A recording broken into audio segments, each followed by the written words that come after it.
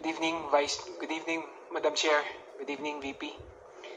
I take a strong exception doon sa sinabi ni VP kanina na nagkakabuhol-buhol na yung script. Kasi sa totoo lang, wala naman tayong script dito. Ano ang ibig sabihin ng ating VP, is she accusing Congress? Ang sa akin lang is dapat ready i-prove ang ating Vice President. Otherwise, we should strike it off the record. So may I move right now to strike it off the record, Madam Chair? Yung salitang nagkakabuhol-buhol na yung script. Is there any objection? Hearing none, the same is approved.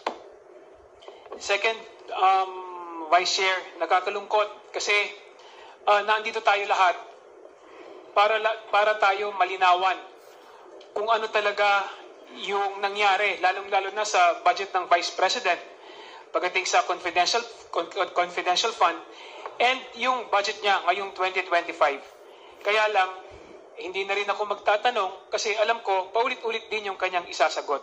So, nakaka-frustrate lang dahil ito ay pera ng taong bayan. I would like to thank the Vice President for showing her true colors to the House and her lack of respect for check and balances and the separation of powers and accountability. We are a republic. We don't have a king or a queen. Now, Madam Chair, dahil hindi naman masagot ni VP Sara yung mga katanungan ng miyembro, may I move now to defer the hearing of the budget of the Office of the Vice President. I so move, Mr. Is there any objection? Hearing none, same is approved.